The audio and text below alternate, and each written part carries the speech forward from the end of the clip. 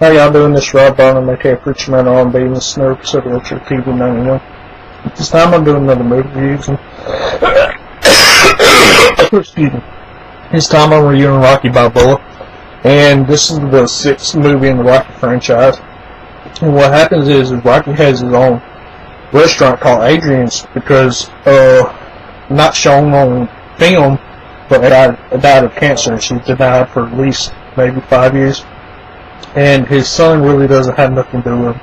He's working all the time, and the reason he doesn't have nothing to do with him is because he feels like he's in Rocky's shadow. Everywhere he goes, it's Rocky this, Rocky that, all this stuff. And Paulie's still working at the meat plant, but Paulie winds up getting fired.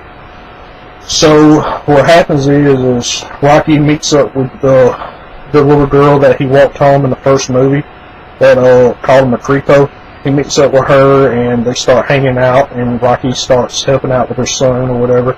He gives her son a job and her a job, and they really won't start a relationship in this movie, but it implies that. But anyway, what happens is Rocky goes and tries to get his boxing license back after this computerized fight between him and the current champion, Mason Dixon. On the computer it says that Rocky wins, and everybody's criticizing about it and talking about it. And Rocky wants to get back in the fighting game, not to fight Mason Dixon, just to be able to say that he can fight again. And he passes all his tests, but they don't give him his license, but they finally give him his license after he convinces them to. And then Mason Dixon's managers come and say that they want him to have an exhibition match with Mason Dixon because of this computerized fight. Rocky agrees to it. So Rocky gets his old trainer that used to train him in Apollo Creed, and his old trainer's talking about how he can't run and he got arthritis and all this stuff, so he has to strengthen his punches, make hard-hitting punches that could cripple somebody.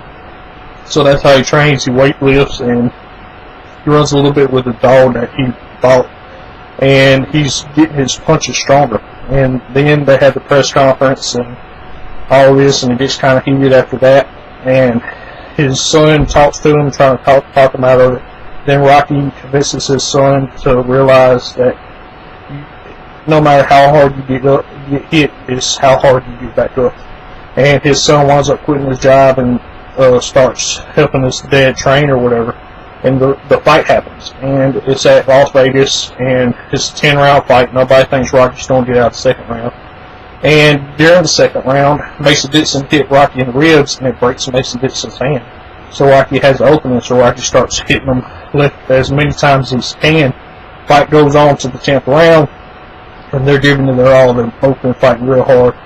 And Rocky gets some pretty good hits in this round, and then the fight's over. Rocky lasts all 10 rounds. And Rocky and his family and his trainers all walk out during the decision, and Mason Dixon winds up winning by decision. And that's all that really happened on Rocky Balboa. If y'all ever watch Rocky Balboa, what did y'all like about it? As always, Preacher Man on the side, not Dark Reviews. Also, the episode Retro Ticket No More. See y'all next time.